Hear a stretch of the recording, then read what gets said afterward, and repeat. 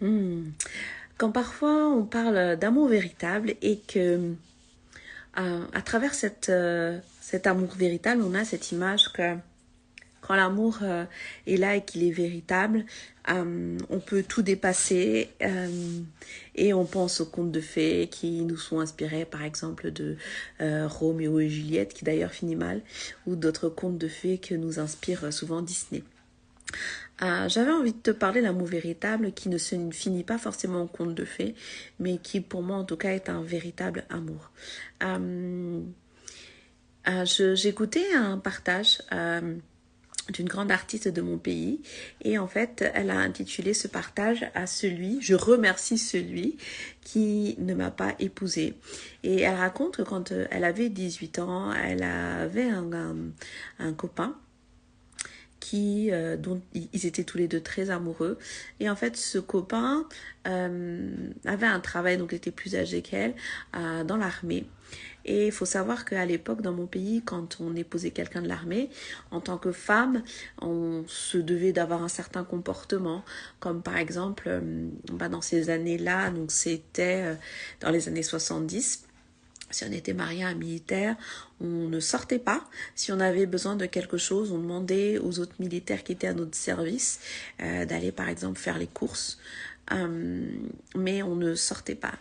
Et en fait, ce compagnon de cette jolie dame a demandé à ses parents à ce qu'elle vienne avec lui sur sa base et mais qu'il allait la respecter, chose qu'il a faite d'ailleurs, qu'il allait la respecter puisque chez nous tant qu'on n'est pas marié, l'homme respecte sa femme, mais qu'il avait besoin de vivre un certain temps avec elle pour voir comment allait se passer la vie de couple. Il faut savoir que cette femme dont je te parle est une grande artiste dans mon pays.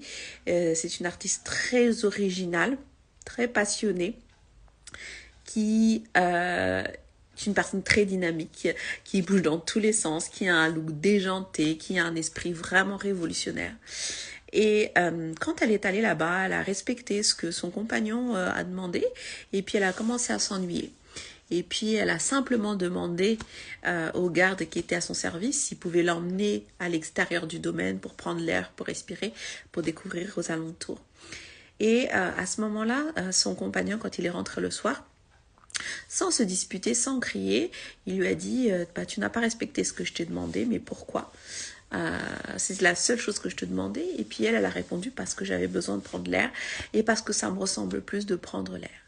Et ils sont retournés à la capitale et à la capitale, ce compagnon a dit aux parents de la jeune fille que avec tout le respect qu'il leur devait, qu'il devait à cette jeune fille, il préférait arrêter la relation et finalement ne pas l'épouser.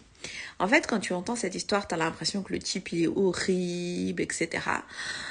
Puis d'un côté, tu as envie de dire, mais la jeune fille, elle n'a pas respecté ce qu'on lui demandait. On lui demandait ça dans les années 70. Mais moi, j'ai envie d'attirer ton attention sur le fait que, pour moi, chacune des deux parties était en respect de son alignement.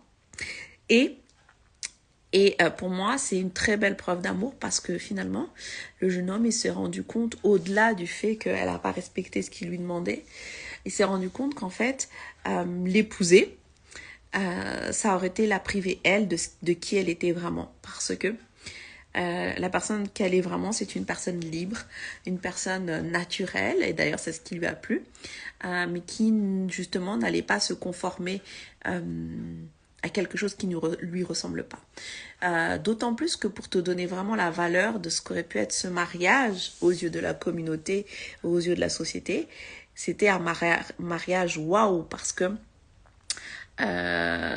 c'est comme si cette jeune fille et la famille de cette jeune fille avaient eu le Graal, tu vois. Donc, pour toute autre jeune fille qui n'aurait pas été forcément dans la sincérité de sa personnalité, elle aurait peut-être joué le rôle, le temps qu'on lui demande, elle se serait peut-être conformée, elle se serait peut-être éteinte et ça aurait marché. En tout cas, il y aurait eu mariage. Mais on sait très bien que par rapport à sa personnalité à elle, elle n'aurait pas été heureuse dans ce foyer. Et pour moi, c'est plutôt un signe d'amour que je vois chez ce jeune homme. Parce que comme elle le décrivait, tout s'est vraiment fait dans le calme et dans le respect. comme un signe d'amour qui montrait que en fait il avait bien compris que elle n'allait pas pouvoir rentrer dans le moule et bien au contraire euh, elle aurait été très malheureuse de rentrer dans un moule où on l'aurait enfermée et c'est ok pour ça et c'est pour ça que je te parle de véritable amour. Parfois l'amour prend ce type de forme, c'est-à-dire que parfois parce qu'on aime et on respecte tellement la personne qui est en face de nous, que finalement on prend des décisions qui sont très en lien avec le quotidien et la vraie vie, et où on se voile pas la face, où on se met pas en mode tout est beau, tout est joli et on vaincra les obstacles et les barrières qui seront infranchissables. Bien au contraire, on se met dans une certaine réalité parce que la vie dans laquelle on est, c'est la vie dans laquelle on est et qu'on a choisi. Et le véritable amour, c'est aussi de ne pas imposer à la personne qui est avec nous notre manière de vivre, mais bien au contraire, penser à cette personne et se dire dans quoi est-ce qu'elle serait épanouie et être très honnête. C'était un couple très amoureux. Ils étaient très amoureux l'un de l'autre. Donc premier amour de jeunesse, etc. Mais cet homme a eu assez de maturité pour se rendre compte qu'en fait, elle n'allait pas être heureuse et puis lui non plus. Je te fais des bisous, je te souhaite une très belle journée, à bientôt.